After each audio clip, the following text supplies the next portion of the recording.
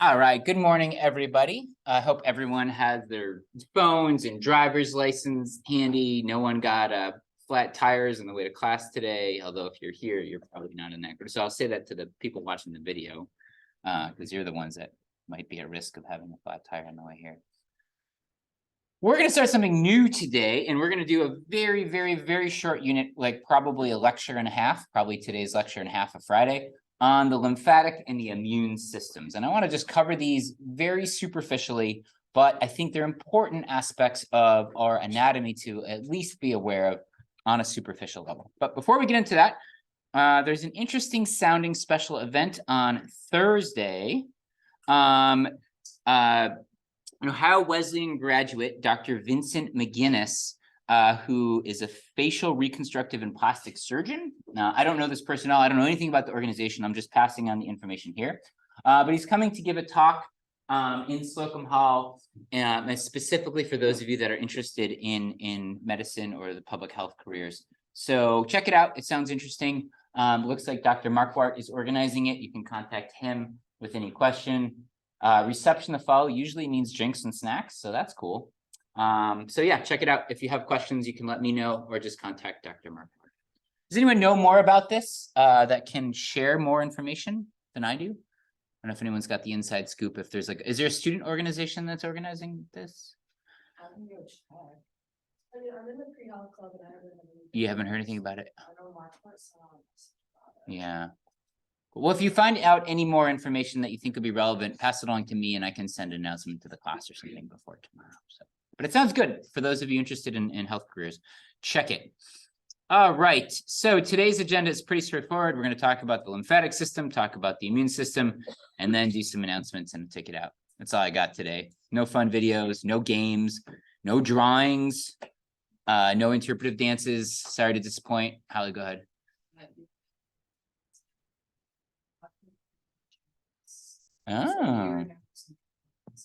Oh, interesting.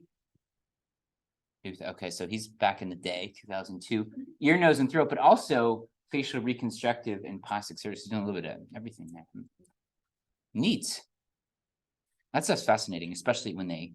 Well, I don't want to go down a rabbit hole, but yeah. It's curious to me. I don't know the context at all, but there's like this kind of piece of abstract art down here in the background. Yeah. Cool. All right, that's the deal. Before we dive in, questions. Oh, I have one other thing. So a couple of you missed lab yesterday. Part of the lab assignment was to make a series of videos in which you describe the various anatomical structures of a sheep brain. I would suggest those of you that missed lab to coordinate and maybe try to do that together. So who's here that was not in lab yesterday? I know Jada and Abby and Taryn missed it. So, and I'd be happy, maybe I'll send it. You do? Okay. Okay, cool. So that would probably be easier for you guys to work together on that because we were doing it in groups of 3 anyway. So yeah. Okay, cool. Everyone else was here? Yes. Abby, yep. So I'll send an email to the 3 of you and just let all of you know that you all need to make it up. And you can do that, everything I left out in the lab. And so Abby and Taryn, if you're watching this, hey, you can just come in anytime and do those videos. You should have everything you need. Cool. Okay. Let's talk about the lymphatic and immune systems. So the lymphatic system looks like this. It is basically a kind of parallel circulatory system in our body. And its main function is to bring any excess fluids that are in our tissues, but not in our blood vessels, and to bring that fluid back into our blood vessels and bring it back into circulation. Now, we don't really think about the lymphatic system too much unless something goes wrong with it. But I want to make sure we have a good understanding of its basic structure and its basic function. So the lymphatic vessels are what you see in green here, and they're collecting excess fluid and especially proteins that have leaked out of the small blood vessels, the capillaries. This fluid builds up in your loose connective tissue, and its job is to suck up all that fluid and then bring it back to the circulatory system. Now, we haven't really talked about the circulatory system in depth yet. We're going to cover that primarily in lab, but generally speaking, you're all familiar with arteries and veins that are delivering blood around the body, right? So I'm going to use those terms. I'm also going to use the term capillary. Capillary are the smallest blood vessels, and they are found in tissues, and that's where gas and nutrient exchange happen. And so when that gas and nutrient exchange happen in those capillaries in these tissues, some of this fluid leaks out and just kind of pools up, and the lymphatic system sucks that up and brings it back into circulation. And it's super important that it does, because if it doesn't, then you get one, swelling, which can be painful, and two, if there's not enough fluid in our circulatory system, our whole circulatory system can collapse, basically, if you have really low blood pressure, or if there's just not enough fluid to keep things going. And obviously, if the circulatory system collapses, that's bad news on a number of levels. So I want to talk briefly today about how this lymphatic system works and its structures anatomically. And I want to start with something called lymphatic capillaries. So please note that these are lymphatic capillaries. We refer to blood vessel capillaries as simply just capillaries. So make sure you're noting the difference between a lymphatic capillary and a capillary. They are basically, what's different about the lymphatic system is that it's a one-way system. Fluid gets sucked up and then it gets dumped back into the circulatory system. So lymphatic fluid is not flowing in a loop like our blood is, but rather it's a one-way street, right? And it starts with these lymphatic capillaries. They're very, very permeable, and they take up not only that excess fluid, but also lots of other particles and cells. And this can include potentially harmful pathogens like bacteria, viruses, and cancer cells. And you can see what this looks like here. And what's cool about the structure, what I want to point out to you here, is they have these little, what I describe here as a flap-like mini valve. And so basically this allows, when there's fluid outside of here, it allows that fluid to get brought into the capillary. But when there's fluid in the capillary, if it pushes back out, it closes the valve. So it's essentially this little microstructure that creates this one-way valve system that allows fluid to go into those lymphatic vessels, or the lymphatic capillaries, excuse me, but not leak out of it. We have these little filaments as well, and that anchors these lymphatic capillaries to the surrounding connective tissue. So there's these little kind of tubes, one-way tubes that go into the connective tissue and basically act as one-way straws to suck up any fluid. And because these flaps are large, relatively speaking, not only fluid, but lots of other stuff in that fluid gets mopped up as well. And that can include these potentially harmful molecules. I'm going to talk in a little bit about why that's a good thing, that these harmful molecules get mopped up into our lymph tissue, our lymph vessels, rather than just stay in that connective tissue. So you can see what this looks like here. You have a bed of capillaries, so you have arteries bringing blood in. Here's your tissue, here's the capillaries where blood and nutrient exchange happens. The veins bring the blood out, and you can see these lymphatic capillaries are intertwined with the blood capillaries, right? Now, once this fluid from this connective tissue is mopped up into the lymphatic system, we call it simply lymph. So lymph is the fluid that is in the lymphatic vessels. Sound good so far? These are found absolutely everywhere throughout your body, from your brain to your toes. Almost anywhere we have these capillary beds, we have these lymphatic capillaries, with a couple important exceptions. Those exceptions are your bone tissue. We don't have lymph capillaries associated with your bone tissue, even though we do have blood. And also your teeth, interestingly enough, there's no lymph in your teeth. Go ahead, Jim.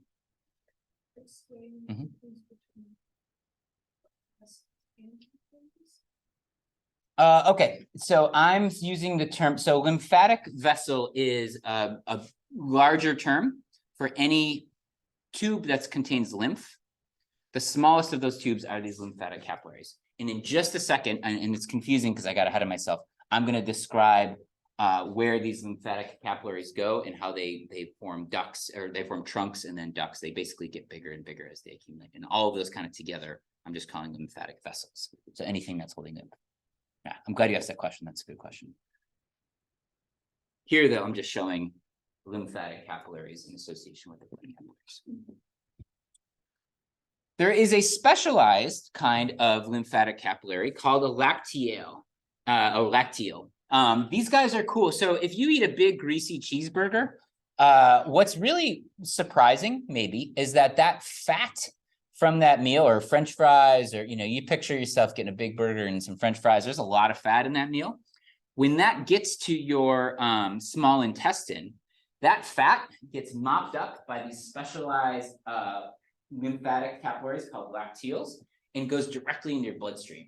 Like quite literally, that fat just moves right from your intestines, boom, into the bloodstream, without going through the kind of rest of the digestive process, without being processed or anything like that.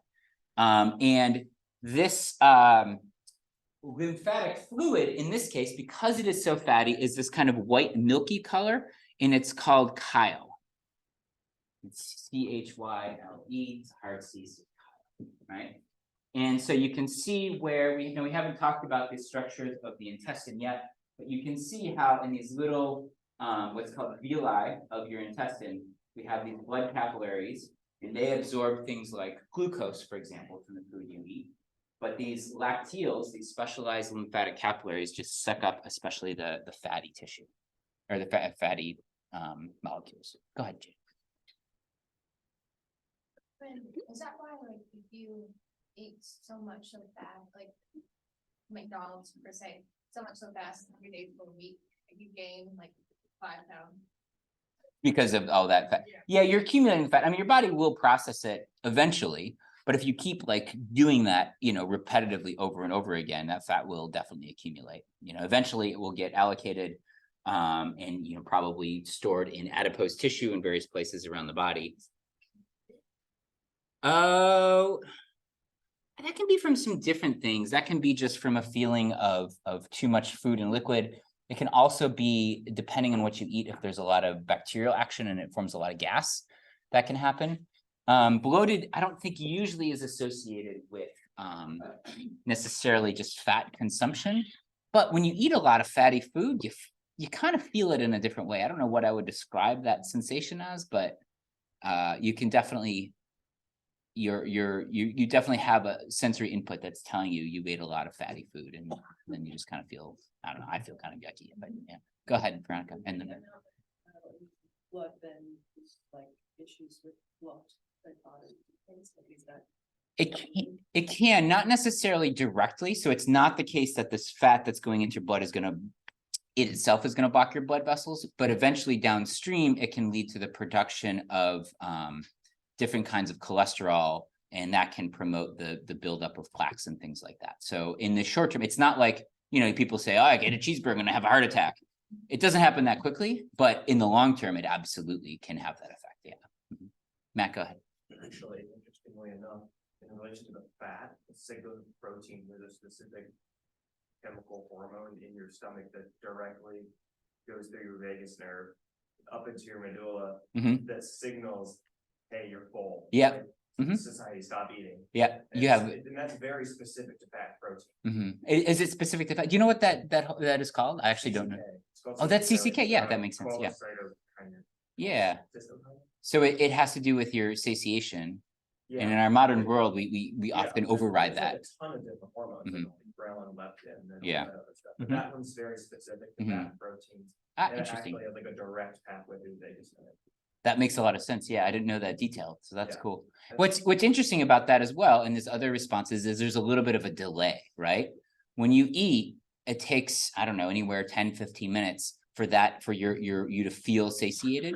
And so what often happens in our modern world is we get a giant plate of food and we can eat it more quickly than our body can respond. And then by the time you get that signal that you're full, you've already eaten another 10 minutes worth of French fries. And then you're like, oh man, I shouldn't have done that. And then you're like, next time I'm not going to do that. And then next time you do it again. At least that's what happens for me. That makes sense because that's more of like a leptin response. Because of the carbs. Yeah. Stomach, they actually sense the stretch, and it's a little bit slower than that direct line. And that in the CCK is direct for fat. Oh, that's cool. I'll have to look into that more. I don't know those details. You can talk to Dr. Bethany about it. Yeah. Cool. Good. Thanks, man. All right, so let's look at the overall structure. This kind of goes back to your question, Gia, before.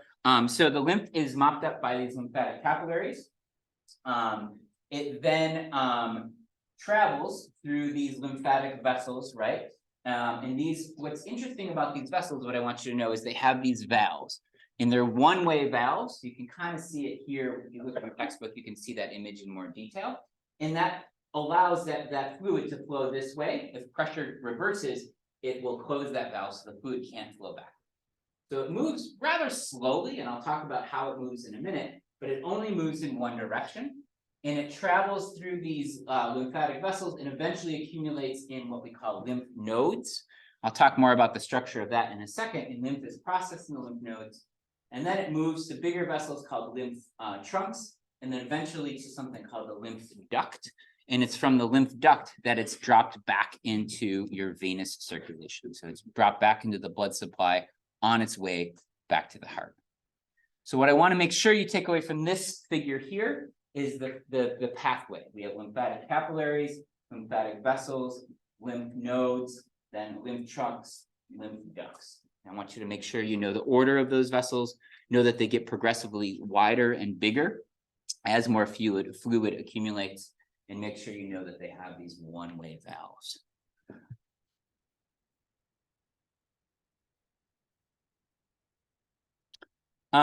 As I mentioned, these lymphatic vessels accompany blood vessels, and by that I mean, let me go back for a second and show you what I mean by that. Oh, sorry, I thought I had that figure here. Give me 1 second.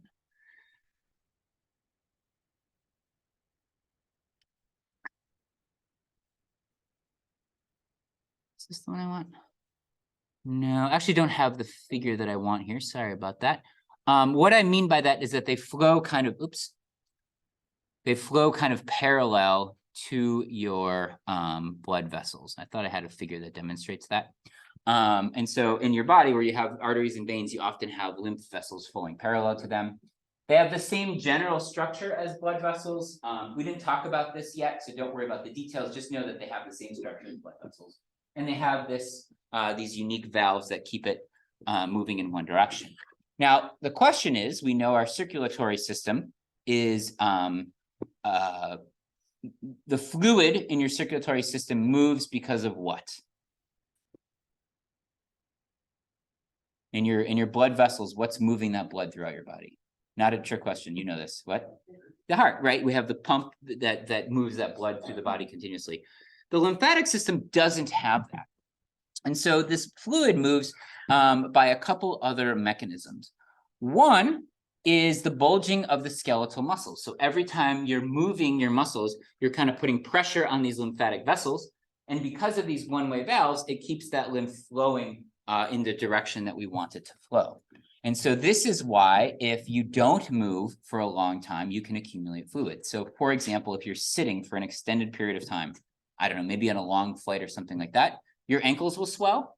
That's because there's an accumulation of this fluid down in your lower limbs in these lymphatic vessels, and nothing is pushing it up so it gets back into circulation, so it just pulls up. When you get up and you walk around for a little bit, those skeletal muscles put pressure on these lymphatic vessels, and that fluid can move back to where it's supposed to go. It's also pushed a little bit by the pulsing of nearby arteries. So literally the lymphatic vessels and the arteries are next to each other. There's expansion of the arteries as the blood flows through, and that expansion will put pressure on the lymph vessels and help circulate the lymph that way. And then finally, there's smooth muscles in a layer of the lymph vessels. So this is a layer around the vessels called the tunica media. This is where we have the same layer in our blood vessels, and this is a layer of primarily smooth muscle that allows for the dilation and contraction of these vessels. And so this smooth muscle can contract and kind of squeeze the lymph a little bit as well. So we have all these different mechanisms. What's important to take away here is that it's not self-sustaining, meaning that the lymph system can't keep the lymph flowing by itself. It needs you to be moving around and relies on that mechanism to keep moving. And so just one more example of why moving our bodies a lot is a beneficial thing. Now, I mentioned that this lymph mops up not only fluid, but these potentially harmful molecules, viruses, bacteria, cancer cells. We need to do something with that. Our body needs to process those things and try to basically make sure they don't harm us, right? And that happens in lymph nodes. So I want to spend just a minute talking about lymph nodes and what they do. Let me just pause here and see what questions you have first. Holly, go ahead. Going back to like what you said about like the swollen lymph Mhm. nodes, is this also why like pregnant people's ankles swell because they like start to move less, or is it like different things that causes that? That can be, it can be caused by that. I mean, if you're moving less, then yes, that can contribute to that. It also can be just a general increase in fluid. I don't know the direct cause of that between the developing embryo and the relationship between water balance between the embryo and the mom exactly, but it has to do with an increase in the overall fluid kind of accompanying that process. Yeah. I don't know exactly the details there. That's a good question. Move around a lot. That's the takeaway message from this class. The entire semester, there's 2 takeaway messages. Don't smoke and move around a lot. You learn nothing else. I think don't do coke was one of the other messages. That was a different class. Don't do that either. Okay, great. Now you have some life lessons to live by. Let's talk about lymph nodes. So what these lymph nodes do is they're essentially little processing stations, and they cleanse the lymph of these potentially harmful pathogens, right? We have about 500 of these, and they're found along the lymphatic vessels. So let me just go back to a diagram for a second here. Actually, my next slide has the diagram I want. So just sit tight with me for some text, and then I'll do the diagram. And they can range in size from like a millimeter in diameter, which is pretty tiny, up to 25 millimeters in diameter. So that's bigger than an inch in diameter. So some of these can get pretty large, especially if they're ever swollen. They can get enlarged. I'm sure all of us at some point have probably had swollen lymph nodes. When you go to the doctor and they go like they see here, if you have swollen lymph nodes, that's exactly what they're checking for, to see if these nodes become enlarged because of infection and immune response. And what's actually interesting is that if you touch those swollen lymph nodes and they're painful, that's probably a good thing. Well, you don't want them to be swollen at all, but if they are swollen and they're painful, that's a good thing, because generally speaking, if they're swollen with a bacterial infection, it'll be painful. But if they're swollen with cancer, then they're not painful to the touch. And so if you have, you'd rather, generally speaking, you'd rather have a bacterial infection than cancer. So go ahead, Judy. No, actually, well, look at that. That is like perfect.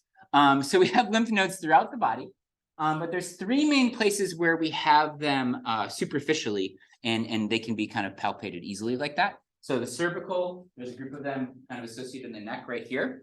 The axillary, so you kind of your armpit region, both in your arm and kind of right here in your torso, as well as in the inguinal region, basically where your legs are meeting your torso right there.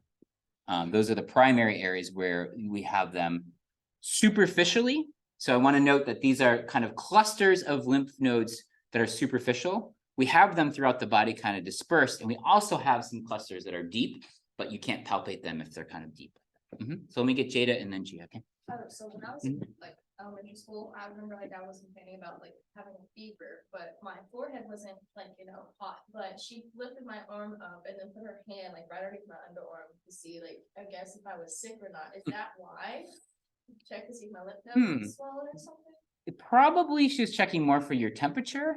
No, I didn't do that. Yeah, you can do, I mean, your body temperature, like the forehead's an easy way to do it. We have, temperature guns now. But traditionally, like you put a thermometer in your mouth. With infants especially, you can do a rectal thermometer, and that works great on adults too, but there's obvious reasons why we generally aren't doing that. But your armpit is good too. You can take a thermometer and stick it in your armpit. So she's probably just seeing if, your forehead, like if you have a fever, but you just came in from outside on a cold day, that's going to affect that superficial temperature. So, but if she could have been feeling for swollen lymph nodes. Yeah. Yeah. Gia, go ahead.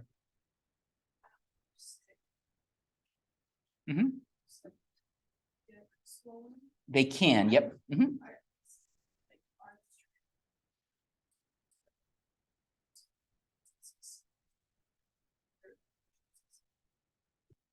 Yeah, that's a great question. Let me say one more thing on this slide, and then on the next slide, let me answer that question, because I can show you the diagram about how that works. But generally speaking, get swollen kind of regionally depending on where the area is infected. So you have like a throat or upper respiratory infection, and that is going to manifest in the lymph nodes kind of closest to that. Go ahead, When Charlie. I was younger, I had an infection, like the cut on my arm, the infection led to my armpit, and like the lymph node was huge. And they had, like do surgery on it. Around the lymph node. Oh my gosh. Did they, you know, if they took it out, or did they just kind of drain it, or? They gave my family two different options. I think one was like not put me under and just like drain it, or like put me under and like completely just remove it, I think. Yeah. So, Yeah. Was it, when it was swollen, was it painful? that was horrible. It was horrible. Yeah, that's my understanding. And when, okay, so here's another question, if you don't mind me asking. After they removed it, did you get swelling in your arm? I can't, it was so long ago. Yeah. I can't remember. Yeah, because what happens in that case is they can remove it, but then the lymph that's like in your arm, for example, has nowhere to go, and your arm can get swollen. Now, what's super cool about lymph vessels is they'll grow back over time. And so eventually those lymph vessels and lymph nodes will regrow and you'll be able to drain the lymph from your arm. But if you remove, like here's a good example. So if often when breast cancer is diagnosed, they do a mastectomy, right? And there's different kinds of mastectomies. Traditionally, they would do a mastectomy where they would take out all of the adipose tissue as well as all of the lymph nodes surrounding the breast. And what could happen in that case then is the lymph from the arm has nowhere to drain. And so your arm can become really swollen and painful for a period of time until those lymph nodes can reestablish and you can drain. Recently, they try to be more targeted with those surgeries and at least leave some of the lymph nodes in the axillary area so that the lymph can continue to drain and you don't have this kind of secondary problem. Did you break your finger? Oh yeah, I got two broken fingers coming. Really? Are you gonna be out for? Well, I mean, I'm done now, so. Oh, But yeah. oh man. Get them checked out. I got up from one play and it was completely sideways. I had to pop it back in place myself to keep playing. Oh, dang, that's tough and cringy. If you have any cool X-rays, bring them to class. Okay. I'm sorry to hear that though. Yeah, it was brutal. All right, Jada, go ahead. I was just curious, Yeah. how long does it take for those vessels to grow back? Oh, that's a good question. I don't know exactly, weeks to months, somewhere in that range, and I think it probably depends on a lot of factors. So yeah. So let me go back to Gia's question in a second, but I want to go back to Jada's question first about where these lymph nodes accumulate. These are the superficial areas, cervical, axillary, and inguinal, where we can palpate them. We also have deep lymph nodes associated with the tracheobronchial area. So this is in the mediastinum, where kind of close to the heart and the trachea. Also associated with the aorta, and then also associated with the pelvic organs and legs, kind of near the inguinal area, but more deep to that. And that's the iliac region. You probably recognize the word iliac from your, or ilium from your coxal bone, right? So you have 3 superficial areas, 3 deep areas. And if I show you on a diagram, they look like this. So to go back to Gia's question, the lymph nodes kind of drain and then will swell kind of locally. So if you have an infection in your arm, if you're unfortunate, like Travis, one of these lymph nodes is going to swell with that bacteria. Immune cells will accumulate there, and your body is trying to fight the infection. Of course, if it's super severe, it could overwhelm the immune response and you get something like what Travis had. But generally speaking, your immune cells will accumulate there and knock out those bacteria. And you can see where these are located. So these are your axillary nodes, your inguinal nodes, and then the cervical nodes kind of up here on the side of the neck and face. Those are the superficial regions. And those are the ones I want you to pay the most attention to. Yes.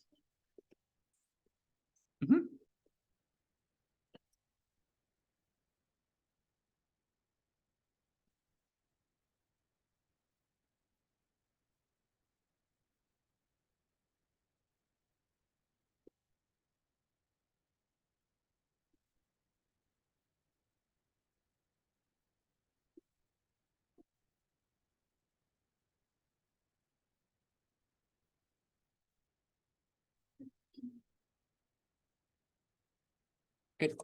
So what I want you to take away from this diagram as well is that what's kind of interesting is that all of these lymph vessels kind of accumulate and they move to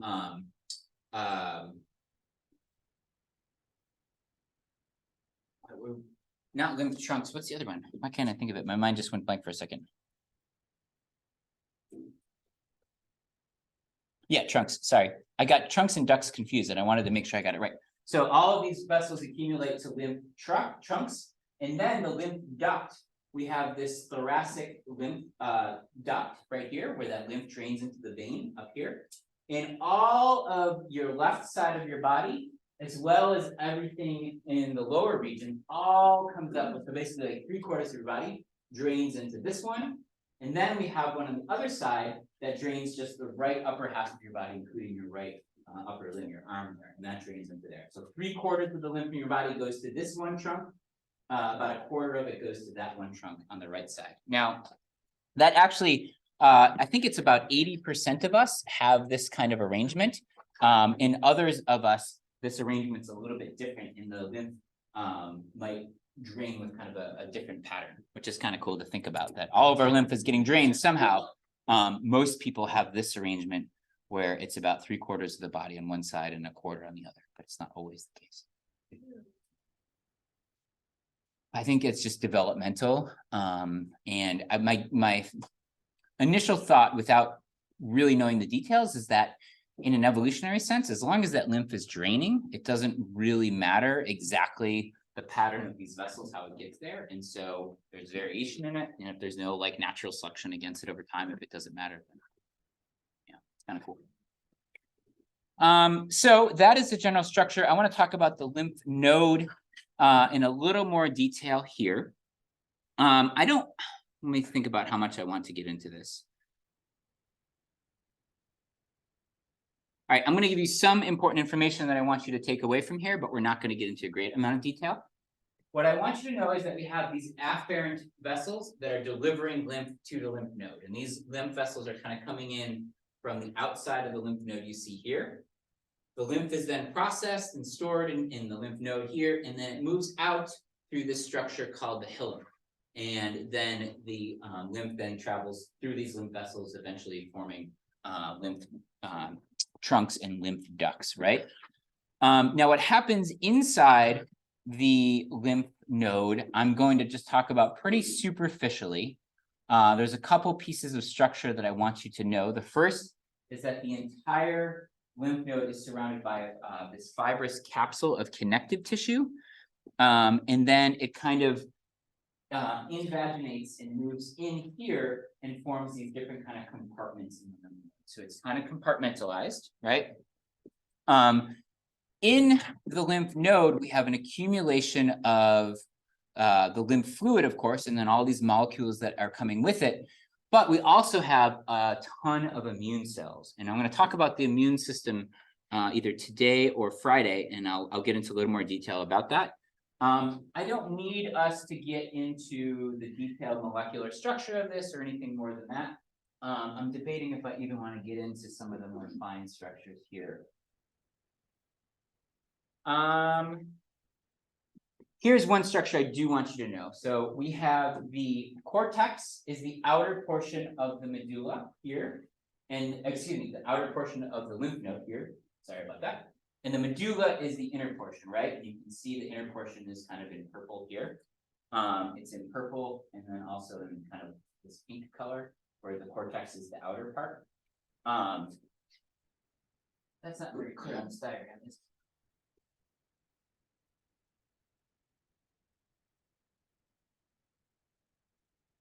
No, that works. So the cortex is this kind of outer part you see here, right? And the medulla is in the center. What I want you to take away is two things. The cortex is the outside, medulla is the center, and the medulla is where the action happens.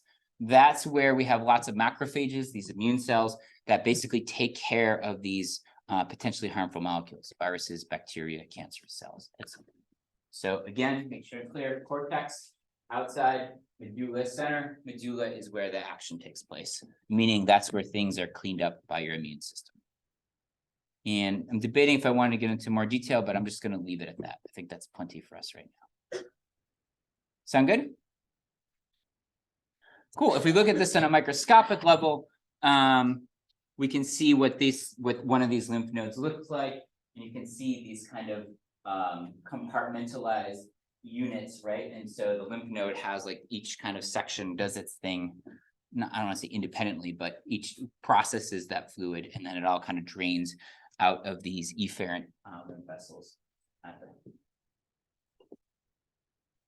Let me see if I want to talk about this stuff in detail.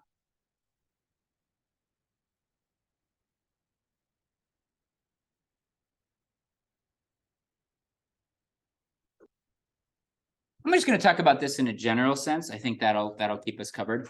So there are 5 major lymph trunks, so places where lymph fluid is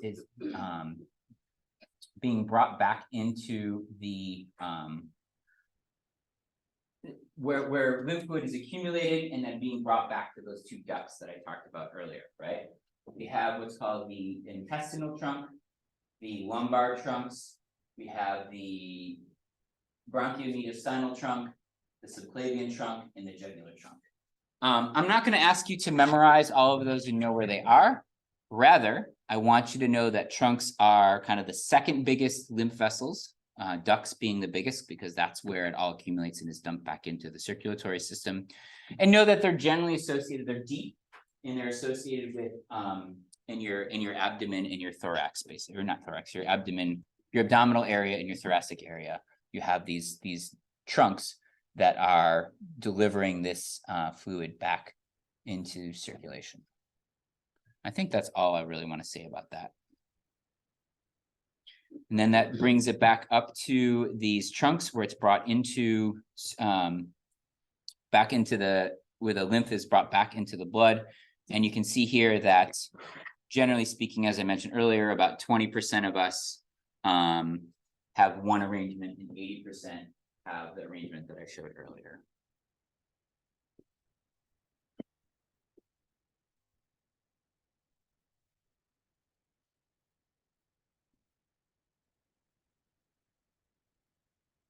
All right, I'm going to wrap things up with the lymph system. Actually works out kind of perfectly here. Here are the major takeaways from the lymph system. 1, its main job is to return excess tissue fluid to the bloodstream. And this includes fluid, but also those larger molecules, including leaked proteins, and then potentially harmful pathogen molecules as well. The lymphatic system also carries fat molecules directly from the intestine into the bloodstream through these specialized lymphatic capillaries called lacteals. The lymph nodes along these vessels are centers where those molecules accumulate and our immune cells accumulate to process them and get rid of them. Make sure you know the difference between a lymphatic capillary, a lymph node, a lymph trunk, and a lymph duct.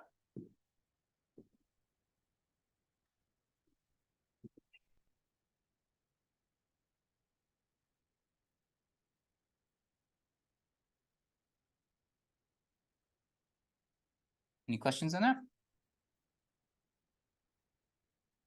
Now, the lymphatic system, I keep talking about the immune system here. The lymphatic system is closely associated with the immune system, which is super, super complicated. But I want to talk about some of the major structures associated with it. So the immune system's main job is to protect us from foreign organisms. And it also functions in a way that kind of preemptively protects us. And that is the idea of immunity. The major structures of the immune system include lymphocytes, so the actual cells themselves, lymphoid tissues, and lymphoid organs. And what I want to do is walk you through just some of these major structures, give you a very general overview how they work. You could spend, the next, you could spend the next 4 years studying just the immune system, and even then not completely really understand it. And our understanding of it is constantly evolving as well. The takeaway message is it's super complicated. But we'll save that for Friday. In the meantime, we've got a lecture quiz on Friday, don't forget, on the brain. To help you prepare, Danny has a tutorial session. Note the time change for Thursday. He's going to do it from 3 to 4 because of the aforementioned talk. He's going to that. And so I want to make sure that you can go to that as well if you want. So he's going to have his tutorial session an hour early tomorrow. But that would be a great time to prepare for the quiz. Otherwise, you have a ticket out with some questions from today on the lymphatic system. We'll pick up with the immune system on Friday. What I'm gonna do on Friday as well, I'm gonna try something different. We're gonna do the quiz at the end of class instead of the beginning. That way, when you finish, you can just skedaddle. It'll allow us a little more flexibility. It's gonna be, I don't know, we'll see how it goes. I wanted to try something different. So I think it might work a little better that way, scheduling. Go ahead, Kelly.